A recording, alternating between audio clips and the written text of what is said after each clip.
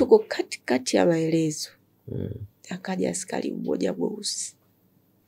Baba hivi mrefu.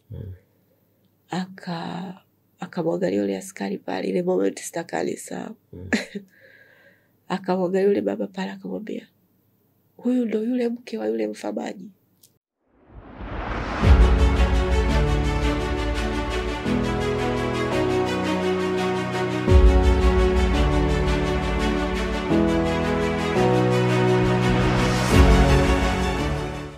Habari yako mdau wetu wa kipindi chetu pendwa cha Fix You with Gabriel. Karibu kwenye episodi nyingine tunayokuletea siku ya leo. Na ni siku ambayo nimepata mtu ambaye anaweza kanisaidia tukaelezea kilichotokea baada ya watu kuona ile story ya Ino. Wakasema Irene na wetu nataka kusikia nini kilikukuta. Mume wako ondokaje hapa duniani na vitu kama hivyo. Watu mnapenda mambo mnaenjoy sana inaonekana. Kwa hiyo nimempata kaka ambaye yeye alikuwa ni dereva wa zamu ya siku hiyo pale kituo cha polisi cha Bagamoyo. Yeye ataelezea kwa upande wake yani mazingira alivyokuwa, vile alivyoona, na kwa sababu ni mkaka ambaye baada ya pale alimtafuta ile kuliambia dada pole sana, kilichokukuta sio kitu kidogo lili na nilikuwa nakuombea sana usimame tena kwa sababu kwa namna ya lile tukio kwa kweli kwa kibinadamu kwa kweli haieleweki na wala hautegemeki kwamba unaweza ukasimama tena na labda na kusonga mbele kwa haraka. Kwa mimi namshukuru Mungu sana kwanza kwa hapa nilipo leo na kwa namna ambavyo amenisaidia kuweza kupiga hatua. Mume wangu mimi alifariki siku ya mwaka mpya wa mwaka 2024. Yani tulikuwa tumemaliza mwaka 2023 tunaingia mwaka 2024 ndipo alipofariki siku ya mwaka mpya. Na tulikuwa tumepanga tulienda vacation kama kurelax, kupata retreat ya kuweka malengo ya kuanza mwaka unaofuata. Watu wengi wanafanya sana hivi vitu. Kwa hiyo tukiwa kule tulienda na watoto wetu, Mungu ametubariki na watoto 2, wa kike na wa kiume. Tulienda na dada wa kazi, lakini pia alikuwepo mdogo wangu wa kike aliyenifuata. Kwa hiyo tulikuwa ile familia nzima tulikuwa tumeenda kule. Siku ilienda vizuri sana kwa sababu tulienda tarehe 31 ambao siku wake ndo mwaka mpya. Kwa hiyo siku ilienda vizuri sana, lakini ngoja tumsikilize kwanza kaka Bakari afu mimi ndo nitakuja nimalizie sasa. Karibu sana Bakari. Asante sana kwanza kwa kunijulia hali. Maana ile hali ya sintofahamu pale mwenyewe network ilikuwa kama isomi fulani mambo. Yani kwa sijielewi ujue. Ni kweli. Kwa sijielewi. Yani mpaka leo ukiangalia nyuma najiuliza hivi nimepitaje hapa. Ni kweli ni mtihani mkubwa sana. Sana. Niambie wewe hii story ilifikaje pale kusini kwenu? Siku hiyo mimi nilikuwa ndo dereva wa zamu. Nikapigiwa simu na bosi wangu mkuu wa upelelezi kwamba bwana njoo andaa gari twende kule Horizoni, kuna mtu amekufa kwenye maji. Basi kama kawaida nikafanya haraka, nikafika kituoni, tukaondoka mimi yeye na timu yake ya upelelezi.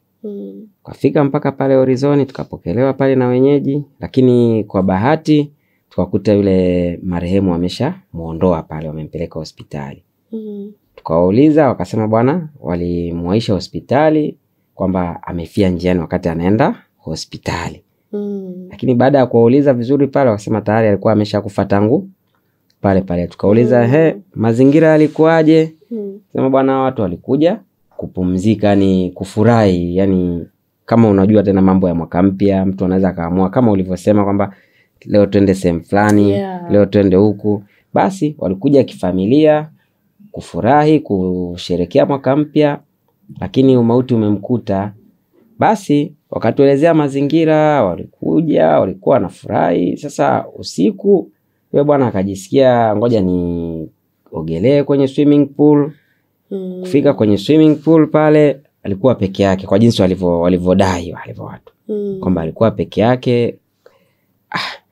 Baadaye wanasema mlinzi akafika akakuta kama kuna mtu anahangaika kwenye maji. Basi ndo kuhangaika sasa kuita watu pale, wakaja wakakuta kwamba huyu mtu tayari hali yake ni mbaya sana. Ndo wakafanya jitihada za kumuokoa, kumpeleka hospitali ya wilaya. Lakini sasa mazingira waliokuwa wameyaweka pale, kila mtu alikuwa anaogopa kuwa shahidi. Kwa sababu kwa kawaida pale kuna matenti yamezunguka lile swimming pool. Sasa tukaambia haiwezekani kitu kama hichi, kwamba huku kuna tenti, huku kuna tenti na tenti la mke wake liko pale, alafu mtu awe peke yake ni ngumu. Lakini kwa upelelezi wa haraka haraka tukaambiwa alikuwa yuko na watu pale. Wanaogelea wote pamoja, wamekaa, wanapiga story, wanafurahi, wanasubiria mwaka pale. Sasa baada ya lile tukio, waliokuwepo pale walikuwa hawana uwezo wa kuingia kwenye maji kumuokoa. Ndio sasa kila mtu baada ya kuona hali imebadilika pale, kila mtu akala kona. Hakutaka kuwa shahidi, maana si unajua tena mambo ya akaangukiwa na kesi. Kashagaa kesi itamwangukia yeye. Mwingine ni uoga tu, lakini huwa haikogo hivi yani. Huwa sisi polisi hatumuonei mtu. Tunafanya upelelezi kwanza, tukishajiridhisha ndo mtu anapelekwa mahakamani. Haiwezekani tu mtu naomba bwana huyu amekufa hivi na hivi umchukue wewe twende. Hapana. Sasa hivi jeshi letu ni la kisasa. Kwa wale watu waliogopa kuwa mashahidi, kwa wakawa wametengeneza picha fulani ili wewe uonekane kama ndo mtu wa kwanza kuona lile tukio. Ndio maana walikutengenezea hiyo tukio ili wewe ndo uwe kama wa kwanza, ili hata ukiulizwa useme ilikuwa hivi na hivi na hivi. Lakini mazingira tulivyopata taarifa hayakuwa hivyo. Na mpaka tunafika pale walisema wewe bado huna taarifa kwamba mume wako amefariki. Ila tu umemwambia mume wako hali yake ni mbaya. Ila tulimkuta mdogo wako pale. Alitugea ushirikiano mzuri, akatuonyesha mazingira yalivyokuwa, shemeji alipokuwa amekaa na mlipokuwa mkilala. Alikuwa yuko na watoto wako. Mmoja alikuwa amembeba. Kiukweli lile tukio katika wote tuliokuja pale lilitusisimua sana. Kwanza mimi kama mimi niliwaza mbali sana. Kwamba mtu ametoka mjini Dar es Salaam, amekuja na familia. Bora unajua mtu angekuwa amekuja peke yake tu anasema tu kaenda tukula maisha, lakini jinsi mnavyopendana. Yani umetoka huko wewe, mume wako, watoto wako na mdogo wako na mdada wa kazi, kwamba bwana sikukuu hii twende katukute Bagamoyo wote. Sasa kwanza nilifikiria ule upendo ambao wewe na mume wako unao. Alafu mume wako anakuja kufa upo naye. I say niliwaza, yani siku zile nijikuta mimi ni mnyonge. Nilijikuta ni mnyonge. Kwanza nilikuhurumia sana. Sana. Kweli. Basi baada ya kupata maelezo pale tukaondoka, tukaenda hospitali kule kujua kinachoendelea na kuona ule mwili na kujiridhisha. Baadaye tulipokuwa njiani tukaambiwa tayari wameshakupa counseling, wameshakueleza kinachoendelea. Basi tukakukuta pale mochwari pale. Hawajalipa counseling. Walikueleza moja kwa moja? Hawajalipa counseling. Basi ilikuwa mtihani. Hawakulipa counseling kwa sababu wakati tuko pale mimi nilikuwa na kazalia kwamba kwa sababu mimi nafanya na kazi na kampuni ya bima. Ndio. Kwa hiyo nilikuwa na uhakika kwamba kama huyo mtu hai upo, mimi nina uhakika naweza nikapiga simu, ikaja ambulance faster, ikamchukua ili akapewe huduma kwenye hospitali kubwa. Na wenyewe wakaniambia kweli, lakini pale kwenye ule hospitali ninaona ambulance imepaki pale. Namwambia jamani, ambulance si hapa. Kama huyo mtu basi tumhamishe. Mimi sitakimbia, alikusema kwamba nakimbia. Mimi niko hapa. Ila ambulance impeleke basi hospitali kule, atapokelewa na watu wangu. Aendelee kupatiwa matibabu wakati taratibu za polisi zinaendelea. Wakalikwepa, akaniambia hii gari haina mafuta dada. Nikamwambia kwani mafuta shilingi ngapi basi? Usiku kuna songesha, kuna vitu gani? Chukua hela weka mafuta, mimi mtu aende akatibiwa wakati yeye mnaendelea na hizo taratibu. Naona kila mtu anapita huku, anaingia huku. Kila mtu anapita huku, anaingia. Kana sema Mungu wangu sasa hapa ikelele. Baadaye sio ndo mkafika, sijui ndo yeye mlifika pale. Wakaniambia sasa inabidi uende kituo cha polisi. Sisi tulipofika tulikuta tayari kuna askari wengine walikuwa wameshakuja. Baadaye sasa sisi tukaja tukakuta mochwari pale. Tulikuta kituoni tukaongozana kama sikosei. Wao walikuwa kwenye gari ndogo. Sisi tulikuwa kwenye gari ya polisi na mdogo wako. Tukaongozana mpaka pale mochwari pale. Lakini wakati huo sisi tunakuona tayari wewe umeshapata taarifa kwamba tayari jamaa ameshafariki. Sasa nikwambie nilipopata taarifa. You people, acha kabisa. Niko pale liko na askari. Naona bana, sijui ni nani yule, lakini yule askari namshukuru mpaka kesho. Nikipata muda wa kumuona nitafurahi sana. Yule baba alikuwa mwenye busara sana. Asa akananiambia njoo tu dada, njoo tumalize taratibu za polisi, unajua mambo lazima wakati tu wewe endelea tu kupiga simu na nini, ambulance iwe tayari na nini.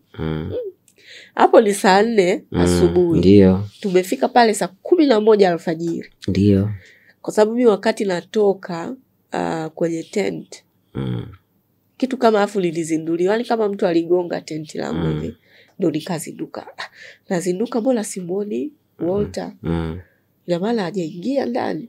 Kwa sababu wakati mpaka mwaka mpya unaingia mimi nilikuwa naye.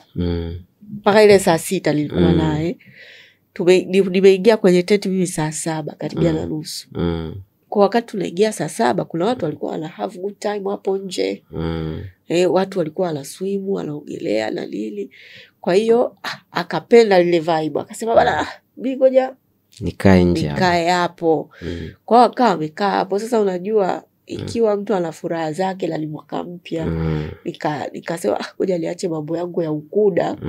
Huyu mtu usije ukamnyima raha siku ya mwaka mpya. Kwamba ile mambo usiende bwana sijui nini ukaanza kuwaza kibaya labda kitatokea na nini. Kwa nikamwambia, akaniambia mimi naenda kukaa hapo nje. Hata hivyo lakini tu baada ya shughuli zote za siku ile, yeye alilala. Kuanzia kama mida ya saa 5 ya usiku. Karibia na mwaka mpya pale kama saa 5:30 ndo alishtuka. Kwa alipata usingizi wa kutosha. Kwa hiyo kisingizio ilikuwa ni kwamba mimi nimelala. Sina usingizi sasa hivi. Na maskini wakati amelala pale mtoto wake yule wa kike ndo alikuwa anamsingisha kwenye vile vidude huko. Kwa hiyo baka amelala, anamsingisha, mtoto yule alikuwa hataki kutoka pale. Nikamwambia babako amelala njoo, akiamka mtalali. Basi kwa alivyoamka watoto walikuwa bado macho mpaka wakalala, akawapeleka watoto kulala. Wote wawili na wengine wote wakaenda kulala. Tukabaki mimi yeye na yule mdogo wangu. Tumekaa pale tukawa tunasema huku kwenye hata hamna vibe, hamna nini, tumekaa tu pale. Hiyo tunaongelea ni saa 7 karibia kasoro hivi. Tumekaa mpaka saa 7 kamili. Baadaye tukasema bana huko hamna issue. Twende tukalale. Tukaenda kulala. Mdogo wangu akaenda kwenye tenti na sisi tukaenda kwenye tenti letu. Baadaye tumefika kwenye tenti letu nikakumbuka mimi sina chaja. Nilikuwa sina chaja yangu ya simu ilikuwa mbovu. Nikampigia mdogo wangu nikamwambia niletee chaja. Akaniletea chaja. Nikamuuliza umemwona Nalia amekaa wapi hapo? Nemba amekaa upande gani? Akasema amekaa hapo kwenye kile swimming pool cha watoto. Nikamwambia kwani unaona kuna hatari yoyote? Akaniambia sioni, afu dada leo mwaka mpya mwache tu. Akae have fun, mwache tu. Kwa sababu ameshasema leo ana furaha zake basi mwache. Nikamwambia una uhakika? Akasema ila mimi nimechoka na mimi naenda kulala. Kwa hiyo bila akaenda kulala, akaliachia pale, mimi kachomeka simu kwenye chaja, nikaiweka kabisa kwenye kitanda ili akija akitoa alimsikie. Sasa nimekaa pale sipati usingizi, najigeuza. Kila nikijigeuza nasikia sauti yake anacheka, anafurahi. Kila nikijigeuza nasikia sauti yake anacheka, anafurahi. Nikasema everything is well. Kufika mpaka saa 9 hivi nafikiri ndo nililala. Kulala nikajua akimaliza shughuli zake atakuja atafungua tenti atalala. Kwa hiyo nikapiga zangu usingizi kwa habari zote. Yaani hakuna ile watu wanasema unasikia sijui nini. Mimi sikusikia chochote. Yaani sikusikia chochote. Kwa baadaye ndo nasikia kama tenti langu linagongwa tatata. Kasema liliki. Mara ya kwanza nikajua labda naota. Kasikia tatata kwa nguvu zaidi. Yaani sikuwa, yaani nikashtuka. Na nilivyoshtuka kitu cha kwanza kabisa akili yangu kasema Odemba yuko wapi? Kwa sababu kaangalia muda ilikuwa 10:00 kamili. Odemba yuko wapi? Nikaangalia tenti nilivyoliacha ndo vile vile. Nguo zake ndo vile vile. Kasema amelala nje. Kama amelala nje atakuwa amelala wapi? Kwenye yale manyasi au atakuwa amelala wapi? Kwa nikaamka nikafungua ile tenti. Lakini wakati natoka kwenye ile tenti ndo nikasikia kama mwili wangu unasisimka. Mwili ulisisimka na sikujua kwa nini. Yaani unasikia kabisa ni vinyweleo vimesimama. Alafu mwili wangu kasema Mungu wangu sijekuwa ninachokiwaza ndicho. Nikateremka pale kwenye kale katenti. Nikakuta yaani hata sikufika mbali pale kwenye swimming pool. Nikakuta mwili wake ule wazi kabisa pale. Yaani wala sio mbali, yaani pale mwanzo kabisa. Nafikiri basi walinisaidia kunisogezea pale. Sasa pale akili ikadata. Sielewi yaani inakuwaje anaelea alafu sura iko ndani ya maji. Huyo mtu anaishi kweli? Kasema hapana, nikapagawa. Lakini chini ya mti pale nikamwona mkaka, kanamuita kaka kwa sauti ya chini sana. Alivyosogea yule kaka, lile yowe lilopiga pale. Ndio watu wote wakaamka, wakaja. Ndio wale wakaka sijui walizi si nani wakanitoa wakaniambia dada subiri tulia unajua sijui tutafanya lili na lili na lili. Kwa hiyo wakati anatolewa mimi kiukweli sikuwa nimewaza kama ule mtu amefariki. Hata robo. Kabisa. Yaani sikuwa mimi nilijua atatolewa, atapewa huduma ya kwanza, tutampeleka hospitali, atakaa sawa. Kwa baada ya kupagawa pale sana yani lia sana yani uweze kukaa, uweze kusimama, uweze yani upo tu. Yaani upo tu, mwili una sweti, hamna baridi, hamna joto, yaani upo. Changanyikiwa, nikawa nasema hivi kweli, imekuja na mtu akiwa hai. Alafu leo narudi nyumbani na maiti. Hivi inakuwaje? Yaani akili yangu ikawa hainipi, nasema hapana atapona. Nilichokumbuka sasa kasema hapa nashika wapi? Nikaenda mdogo wangu alikuwa bado kalala. Nikamwambia kama yule kaka kawa hataki nirudi huko yaani kwenye ile bala alisi kama sisi na mimi nitajirusha mle. Na kwa kweli ni neema ya Mungu kwa bala mimi sikujirusha. Maana ningedumbukia sana nimvute. Sikujirusha sasa pale mimi akili yangu ikanambia wewe hujui kuogelea. Kuogelea kwako ni huku kwa watoto. Sasa wewe utaokoa mtoto aweza kweli. Nikasema hapana mimi siwezi kudumbukia huko. Nikaenda nikuite mdogo wangu sasa. Kwa sababu wale wakaka walikuwa hawataki. Ni kama walishajua kama yule mtu amefariki. Kwa hiyo walijua labda lingeona yale mazingira kuna labda ingelistab like. Kwa hiyo mimi nikamwambia basi sawa, utaki nifike kule bila enda kwenye ile tenti pale na mwambisha mdogo wangu. Ashuhudie basi yeye wanachofanya pale ili aje aliambie nini kinaendelea. Akanambia kweli. Amelishika hadi yaani anataka kabisa liende kule. Nikaenda pale nikagonga Vero naye analala mdogo wangu analala yule. Analala usingizi wa pono. Vero baadaye ndo anashtuka kuna nini kwa ni dada?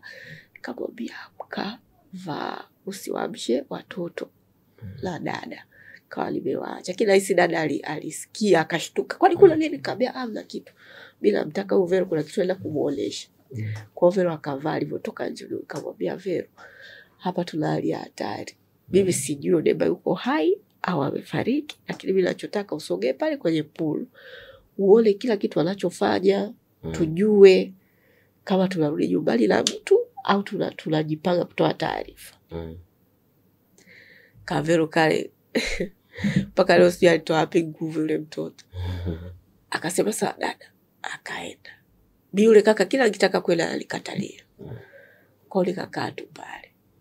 Akanambia dada jipe moyo, muombe wako, sijui nini. Kwanza wale walijua labda mimi girlfriend sijui vitu gani. Yaani kwa jinsi tulivyokuwa tunaishi hawakudhani kama yule angeweza kuwa mume wangu. Wale walijua labda kibenten changu labda gani. Kwa hiyo Vero akaenda. Baadaye akarudi. Akanambia dada kila kitu kiko sawa. Akanambia hapo nimekuta wanamtoa maji. Lakini nimeambiwa kwamba yuko vizuri. Kwa hiyo hapa tunatafuta gari tupeleke hospitali. Kaambia sawa. Dereva mimi sijui kuendesha gari. Kwa hiyo inakuaje? Ndio nakumbuka wale wadada wawili wale. Mmoja anaitwa Labrico, mwingine anaitwa Glory. Wale wadada wale sitawasahau maisha yangu yote kwa sababu labda alivyokuwa limevaa by the way ilikuwa ni kama anatembea tu uchi pale. Kwa hiyo dada mmoja pale akachukua sweta, akaja akalifunga sweta kiunoni. Alafu aliletea kitenge kiunoni, alafu akaletea sweta livae. Maana si ulitoka na nguo ya kulalia. Kwa hiyo kwa ni nilikuwa la wenge, yani nilikuwa la wenge, yani sielewi, yani yani nilikuwa sielewi, kwanza nilikuwa sijali, yani nijali nini sasa muda ule. Kwa hiyo dada alikaja akalifunga kitenge akanipa la sweta livae, ndio kidogo likaonekana limestirika. Baadaye sasa ndo ananiambia kwamba sijui gari lifanyaje ile. Wale walichukua gari bila kuwajulisha wazazi wao. Kumbe walikuwa na wazazi wao. Walikuwa na wazazi wao pale. Kwa hiyo wao wakachukua gari bila ridhaa wazazi wao. Sasa wazazi wao baadaye wanatoka gari iko wapi? Haipo. Kwa wazazi wao wakawa wamegomba sana, wanaongea na wale watu hoteli, kwa nini hivi na hivi na hivi, hoteli kama inakosaje gari mpaka mnatumia gari la wateja sijui na nini. Sasa kwa wale mabinti walikuwa mmeishi nao vizuri tangu mmefika, walijitoa wao wenyewe. Baadaye ndo wakamwambia bwana kuna tatizo 1 2 3. Mwanzo wale wazazi walikuja tu ni kitu cha kawaida. Baadaye walikuja bwana iko 1 2. Na wao tena wakaanza kuhuzunika tena. Kajikuta na wao imewagusa tena. Kwa hiyo pale nakumbuka ile gari walilichukua kwa sababu mimi nilikuwa sijui kuendesha. Alafu hata wangeendesha ile gari letu nilikuwa hainipi amani moyoni, yani ingekuja kunitesa baadaye. Kwa hiyo tukamweka kwenye ile gari, akajitokeza sijui ni mpishi wa pale, ndo akaliendesha ile gari. Lakini muda wote huu mimi najua uhai upo. Tuko kwenye gari sasa. Wakanambia mbebe ile, nikamwambia siwezi. Nikakaa kule nyuma na mdogo wangu. Kule nyuma nikamwambia Vero, hebu mshike mkono hapa. Usikilizie kuna mapigo ya moyo au hamna. Vero namuona kabisa anatetemeka. Nikamwambia mshike hapa. Usikilizie tu, uwaga tunaona hata kwenye movie. Kama mtu akiwa uhai upo hapa, huwa inaonesha kama kuna pass. Vero akachukua ule mkono akashika. Akanambia dada yapo lakini kwa mbali. Sasa lakini kwa mbali. Lakini kwa mbali sana. Nikamwambia una uhakika umesikia? Akanambia lakini kwa mbali, yani kwa mbali sana. Sasa akili yani pale sasa kwa sababu ni kitu ambacho nilikuwa natamani sana kukisikia. Kwa hiyo nikajipa matumaini kwamba kama yapo basi tukifika hospitali akapatiwa huduma huyu analali. Akiwekewa oksijeni pale. Akiwekewa oksijeni na vitu gani na nini. Pale anatoboa. Basi. Kwa hiyo tukafika pale hospitali sawa kalikataza kuingia kule ndani. Lakini kitu kilichonishtua baada ya kufika hospitali ile wanamtoa kwenye gari kumweka kwenye kile kitanda. Yaani mikono inadondoka. Yaani unajua ile yaani unaona mikono inadondoka, unaona hivi. Nikasema labda yuko unconscious. Kwa baada ya pale ndo nikachukua simu. Nikaanza kuwapigia watu wetu wa karibu sana. Saa 11 hivi. Kuna watu watatu niliwapigia. Nikamwambia naombeni muombe Odemba. Mtu mmoja akaniuliza, "Ameshakufa?" Yule ndo aliniua kabisa. una uhakika hajafa huyo? Nikasema sijui, lakini naambiwa na hali mbaya. Kwa kama kuna nafasi ya kumwombea muombe. Kwa sababu mimi hata nikisema liombe sina hiyo nguvu. Basi kwa kila kitaka kuingia ndani naambia jamani wao mume wangu naomba niingie ndani. Wanasema hapana, huwezi kuingia.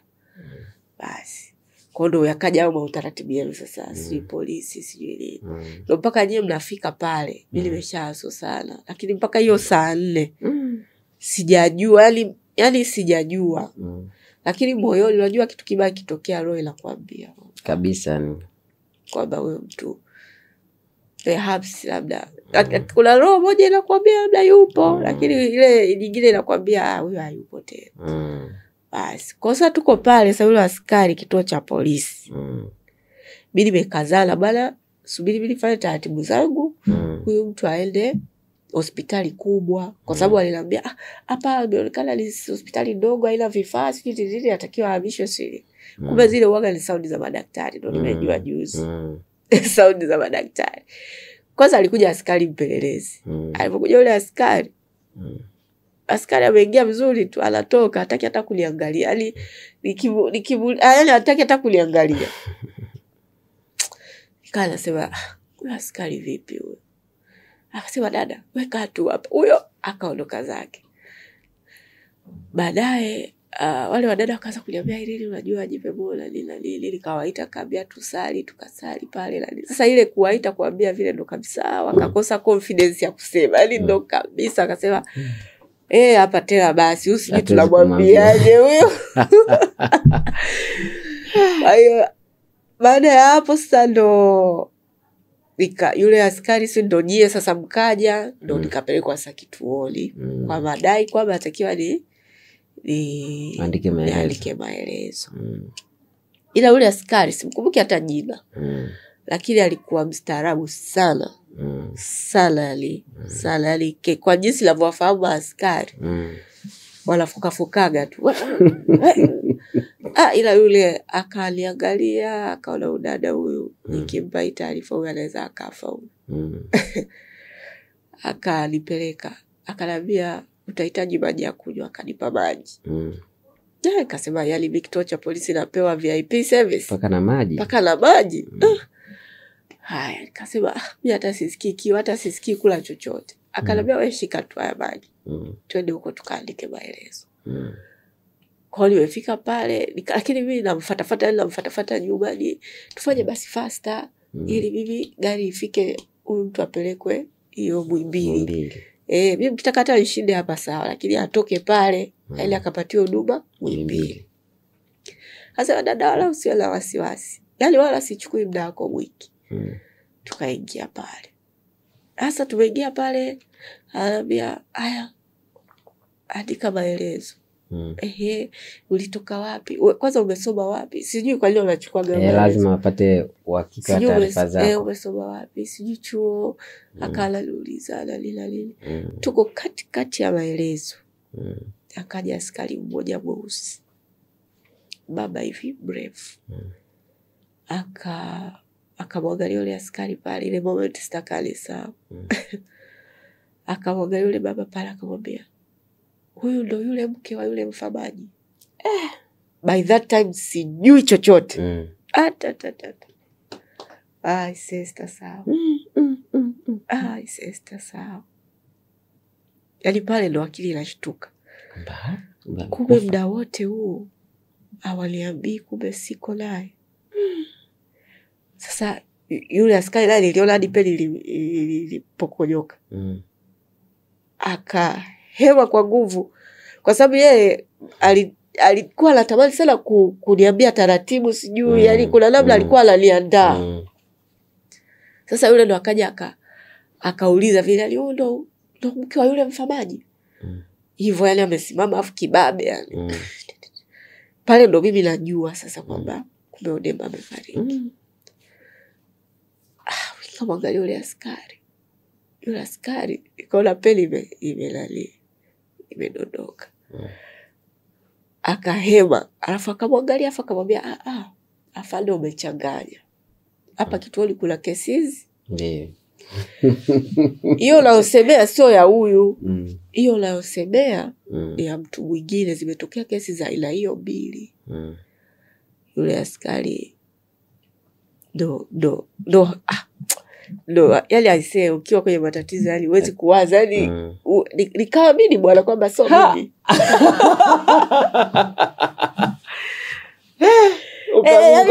Nikasikia habari yani kwamba kumbe sio mimi. Yule naye akashtuka kwamba kumbe huyu hajui chochote kabisa. Lakini sasa alipokuja kuliua askari yule pale aliponiambia, alipomuuliza mwenzake, lakini ni F si ni F?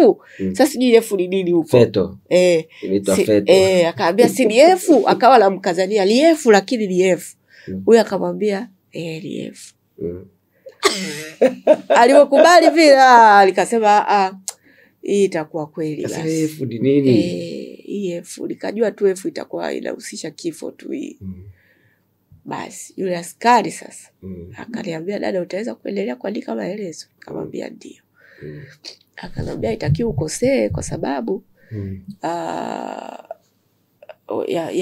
labda baadaye huko unaweza ukaja tena ukaulizwa na nini. Kwa vizuri utulize akili uandike. Afa akaanza kuniambia, lakini dada unajua maisha na mambo mengi sana. Yule askari ananiambia maisha na mambo mengi sana na mambo mabaya yanatokea na tunabudi kuyapokea. Wewe ni mtu mzima na kuona. Inabidi tu nikwambie ukweli. Mume wako ameshafariki muda tu. Yani toka mnatoka kule kulikuwa mna uhai pale. Kwa hiyo mpaka mnafika pale wenzako walivyokuona vile na wanajua jinsi mlivyokuwa, wakawa wanashindwa wanakuingia vipi kukwambia. Ila alishafariki na amefika pale amekaa tu muda mchache amepelekwa mochwari. Kwa hiyo bila kupa pole, yani sina neno zuri hata la kukwambia, yani bila kupa tu pole.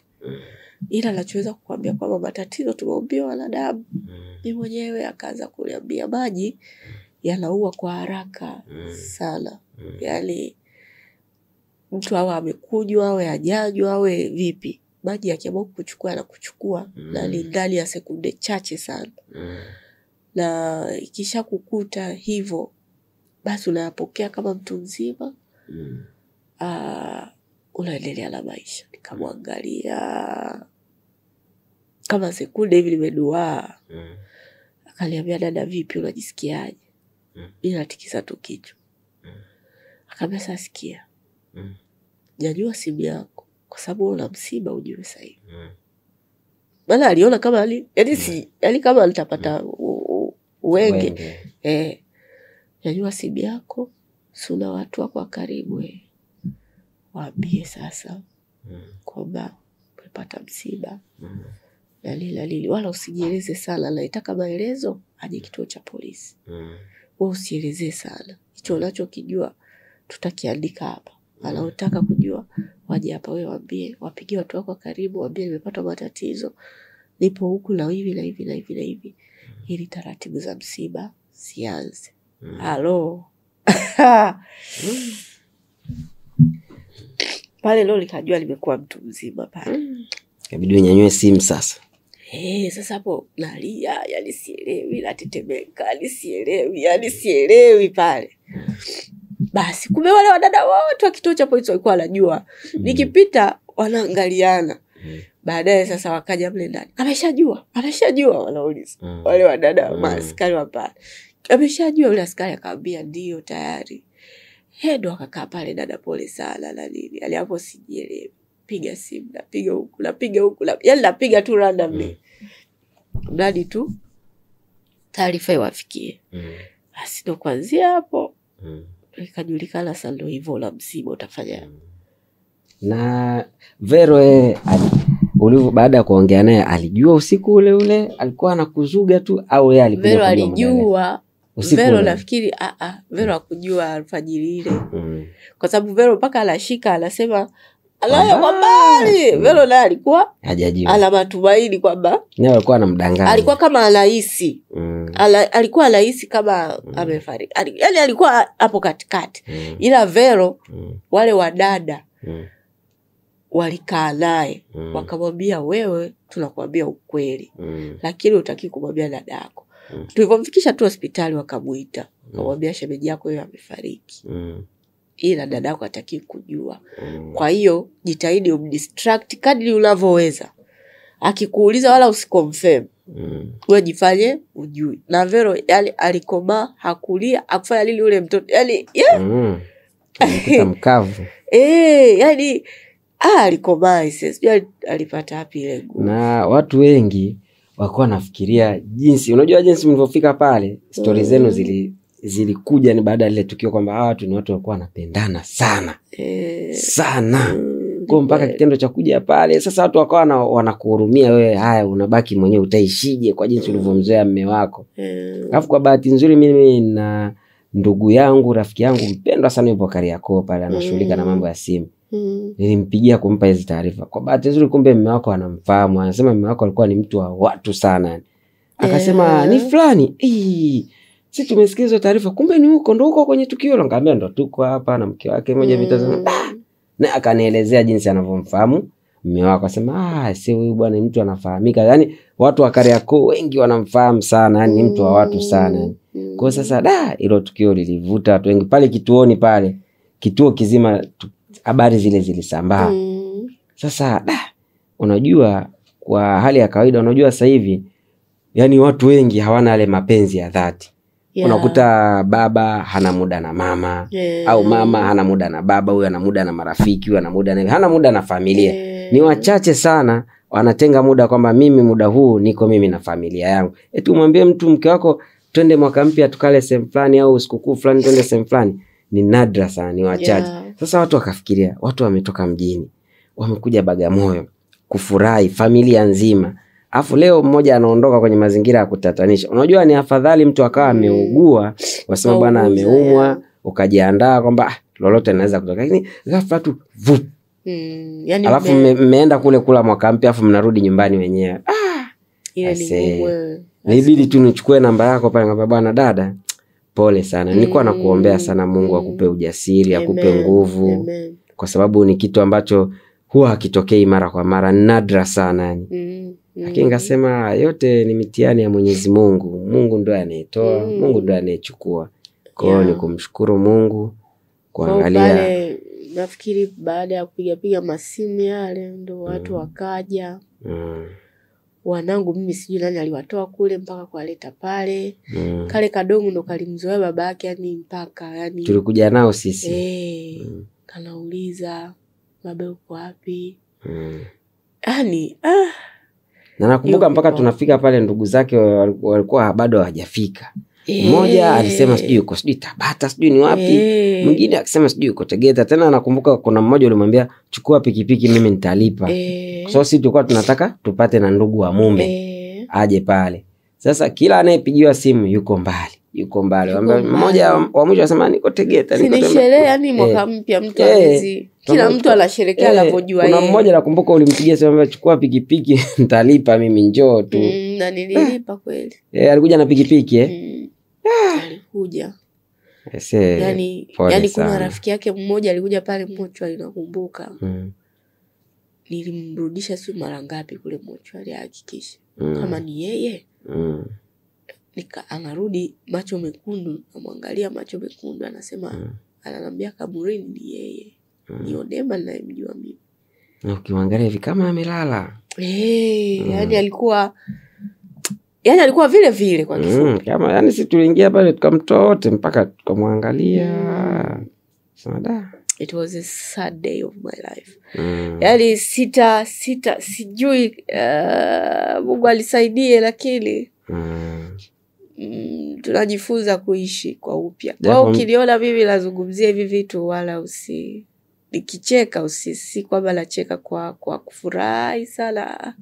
Nacheka kwa sababu nilolikuta mimi. Pengine katika 100 ni mmoja tu. Kweli. Katika 100 ni mmoja tu. Kweli ndio maana hata hilo tukio lilivuta hisia za watu wengi sana mpaka pale hotelini. Kila mtu alikuhurumia sana. Yani watu walikuwa hawaelewi yani ninaishi. Yani watu walikuwa wananiogopa hata anaongea lini kwanza na mimi yani anasema nini. Nikuondoe wasiwasi, wewe nipigie tuzungumze. Ni kikombe ambacho nilipewa na Mwenyezi Mungu na nimekipokea. Na ninamshukuru Mungu kwa sababu kama mlivyosikia sio maneno yangu, amesema mwenyewe. Tuliishi vizuri sana na aliyekuwa mume wangu Odemba. Vizuri mno. Yani vizuri mno. Mapungufu yalikuwepo ya kibinadamu sana yani, ambao kila binadamu anayo kwake. Kwa hiyo tuliishi vizuri sana, tulipendana kuliko unavyodhani. Sana, yani ilikuwa inaonesha, na ndio maana wale wadada walikuwa wepesi hata kunisaidia kwa sababu all day yani ndio hivyo. Yani walikuwa wanaona. Na Odemba alikuwa anasema waziwazi, yani mimi nampenda mke wangu jamani. Yani kama anafanya matangazo pale. Kwa hiyo ni jambo ambalo lilishtukiza sana, lakini limenifundisha kwamba hapa duniani tunapita. Na tumaini lako lisiwe kwa wanadamu. Kweli. Liwe kwa Mungu. Yes. Tumaini lako liwe kwa Mungu. Namshukuru Mungu kwa elimu hiyo kwa sababu sisi tulikuwa ni watu wa kwenda kanisani sana. Kwa hiyo baada ya ile, unajua unaweza kaenda kanisani lakini ukawa tu uone umuhimu wa kwenda kanisani. Lakini unavyoenda kuna vitu vinazungumzwa pale, mahubiri yale yanakujenga ndani. Ambapo siku yake ya kuyatumia huijui. Mimi ndio nimekuja kugundua baada ya kufiwa kwamba kumbe yale yote yananijenga. Mimi nguvu sijui nilipata wapi. Lakini nakumbuka tu nikiwaza nilivyoishi naye vizuri. Ule upendo nilokuwa nao juu yake ulikuwa unanipa nguvu ya kwamba ngoja nisimame imara, ngoja niende, kwa sababu mara nyingi alikuwa ni mtu wa kulitia moyo sana. Aliniamini kupitiliza. Aliniamini kupita mtu yoyote nadhani hapa duniani. Kwa bahili anaweza kufanya hiki. Kwa hiyo alinijengea kujiamini, alinijengea kumpenda Mungu, lakini pia alilipenda sana. Yani ule upendo ulikuwa so wa kutafuta kwamba hivi kweli huyu mtu huyu mtu analipenda kweli au alipendi. Ilikuwa wazi kabisa, inaonekana kwa kila mtu. Kwa mimi namshukuru Mungu, hiyo ni patimali ya story yangu. Nakushukuru sana Kabakari. Kabakari ametoka Bagamoyo unajua. Amekuja hapa ili na mimi nisaidike niweze kuzungumza. Kwa sielewi laanzia wapi. Laanzaje kwanza. Lakini ukiwa na mtu hivyo unaweza ukazungumza vizuri zaidi. Ni story ya kusisimua sana yani. Ile yale masaa kwanza alikuwa kama yaendi. Yani unatamani urudishe muda nyuma. Yani useme basi safari basi tusiende. Lakini by the way ile safari unajua tuliailisha. Sisi tulitakiwa twende Christmas. Christmas akawa amekuja baba mkwe wangu. Ndio huyo akasema tuairishe hii twende mwaka mpya. Christmas tukale na baba. Akasema fresh. Kwa Christmas tukaenda kule tukala Christmas. Alikuwa na furaha kweli yani. Alikuwa na furaha sana kwa kweli. Hizo siku za sikukuu hizo alikuwa anafurahi sana. Vitu hivi tulikuwa tunaviona tu kwenye movie tu. Yani kwenye hadithi vinatokea, lakini hatimaye mtu unakuja unakutana navyo live unasema hivi inakuaje uhalisia wake.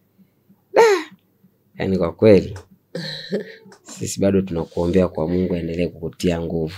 Maana mtihani uliopata ulikuwa ni mkubwa mno. Ulikuwa ni mkubwa sana. Kuondokewa na mpendwa wako. Mume safi, mume mzuri. Mume mwema kabisa. Namshukuru Mungu kwa yote. Nakushukuru sana kwa muda wako. Basi wapendwa, sisi tunaishia hapo kwa leo. Lakini pengine itakuja na part nyingine na wale wadada wengine watakuja.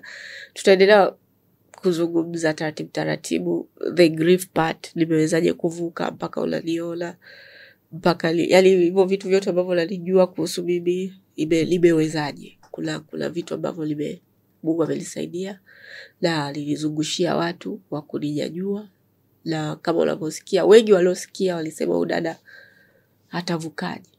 Kwa kila mtu aliwiwa kuliombea katika hayo mapito ambayo nilikuwa napitia. Kwa wale wote ambao mlipenda kufahamu, basi story yenyewe ndio hiyo. mara ya kwanza umetizama kipindi hiki, basi hakikisha una subscribe uwe sehemu ya familia hii. Hapa tunasemaga ukweli na story za ukweli kabisa. Hii ni story yangu mwenyewe kabisa, haijatungwa hii. Ukitaka wewe lela kituo cha polisi Bagamoyo kaulize pale. Utaambiwa kama ni kweli au uongo. Kwa hiyo ni story ya kweli. Hakikisha umekuwa sehemu ya familia hii kwa kusubscribe, comment, like, share. Alafu baada ya hapo utakuwa umenifurahisha sana. Tukutane tena kwenye episode ijayo.